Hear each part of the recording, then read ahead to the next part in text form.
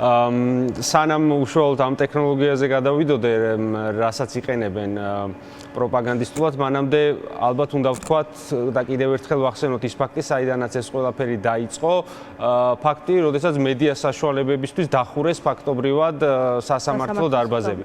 ეს ცხადად ნიშნავდა იმას, რომ იქ რაც ხდება, მათივე მხარდამჭერებისთვის არის ძალიან უხერხული, არასასიამოვნო და უსამართლოც პირდაპირ ვთქვათ, კვლევებმაც ეს აჩვენა მათთვის და ამის შემდეგ გადაწყვიტეს, რომ სასამართლო დარბაზები დაეხურათ, იქ რო აღარ აჩვენონ რას აკეთებენ ის სრულმოწმეები, როგორ მესიჯები ან პროკურორები, მთელი ეს უბედურება რაც იქ ხდება და მათ შორის რა მდგომარეობაში არიან მათი ოჯახის წევრები და ხო რამდენიმე დღის წინ გავიგე საერთოდ რომ მაგალითად საზოგადოებრივი მაუწყებლის ჟურნალისტებისთვის პირდაპირ მითითება მიუციათ რომ სინდისის პატიმრების მშობლების სახეზე არ გადაიღოთ რომ ანუ ესეც ემოციურად ძალიან წამგებიანია ბრჭყალებში მათთვის ასე უყურებენ ამ საკითხს. ხა რაც შეეხება გაგრძელებას ამ პროპაგანდისტული ხაზის.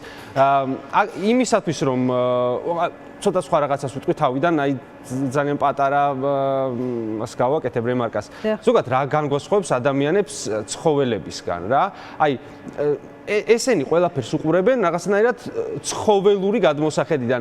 ნებისმიერი დათმობა, ბოდიში შესდომის აღიარება ამათთვის არის უკან დახევა და სისუსტე. აი როგორც ნებისმიერ ცხოველს ნებისმიერ სახეობაში ეს ასოცირდება, ამათთვისაც არის ესე. ადამიანებმა შეუქმნით ხო, მიტევება მათ შორის მიმტევებლური რელიგიები, როგორც არის ქრისტიანობა, ადამიანებმა შეუქმნით ეს კავკასიური ცარცისწრე და ყველაფერი, მაგრამ ამათ ეს ადამიანური არ ცხიათ არაფერი. ამათთვის არის ცხოველური პრინციპი, ხა რომ აღიარონ რომ ისინი რომ გამოუშვან პირობითად, ხო?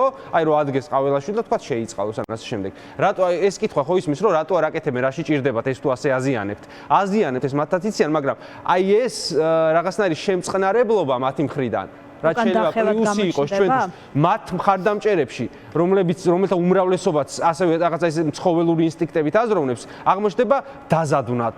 ამასაც მათივე ტერმინოლოგიით. ამას შეაგუა საკუთარ ამორჩეველს. და ახლა რა არის მეორე გაგრძელება? ამის უნდა გააშავნ ახლა ეს ადამიანები. ეს ადამიანები კი არ უნდა იყვნენ ეს ახალგაზრდები, თინეიჯერები, წესიერი ხალხი, სწავლას მოწყურებული ზოგი, მოგეთ ეს ნათელი ახალგაზრდები, რასაც ჩვენ ვეძახთ, ამით უნდა იყვნენ უვარგისები. ამიტომ დააჭერინეს ხელში საბაჯიკიას დანა და მთელი პროპაგანდა მიადგა ამას იმის მიუხედავად, რომ კიდევ ერთხელ გავიმეოროთ ბრალის დადგენილებაში არ ეწერა რომ დანაუჭირავსო, ამის გამო გააკეთეს აქცენტი, პოზიტივი ხელოვნური ინტელექტით დაგენერირებული სურათი დადო დანა როგორ უჭირავს უკან ევროკავშირის დროშა და ცეცხლები და ყველაფერი და მე სხვა შორის გაგრძელება მოყვა, აღარ ვიცი ნახეთ თუ არა. ეს ამბავიც იმდენად ცუდად შემოუტრიალდათ, რომ მეორე დღეს პროკურატურამ განცხადება გაავრცელა, რომ ექსპერტიზა ჩაუტარეთ ამ ვიდეოს და დადასტურდა რომ ავთენტურიაო.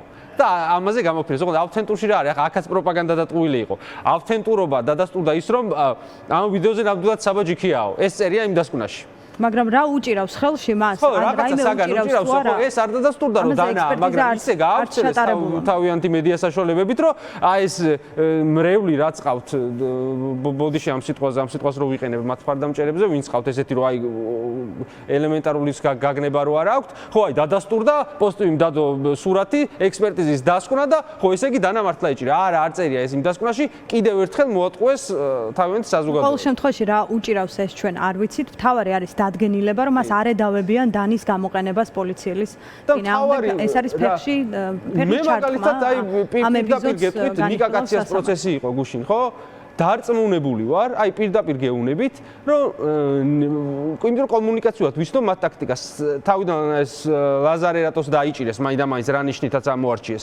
ნიკა კაციას ამოარჩიეს ზუსტად იმ ნიშნით, რომ აი სახეზე ტატუები აქვს რაღაცა და თავიანთ მხარდამჭერებში ეს გამოჩნდება, რომ უფრო მარტივი გასაშავებელია რა. აი ასე არჩევენ, მართლა ასე არჩევენ, არ გეგონოთ ახლა მე რაღაცას უტრირებ რა. აი ზუსტად ასე არჩევენ. რა ქვია, გიორგი ახობაძეს ნარკოტიკი იმიტომ ჩაუდეს, რომ დედას აგინებდათ TikTok-ებში. პირდაპირ და დედის გინება ამათთვის, ანუ ამათ მხარდამჭერებშიც ის არის, რომ ახ ეს როგორ მოუთმინეს და აი ასე აზროვნებენ, აი ცხოველური ინსტინქტებით აზროვნებენ. კი ბატონო. აი ეს არის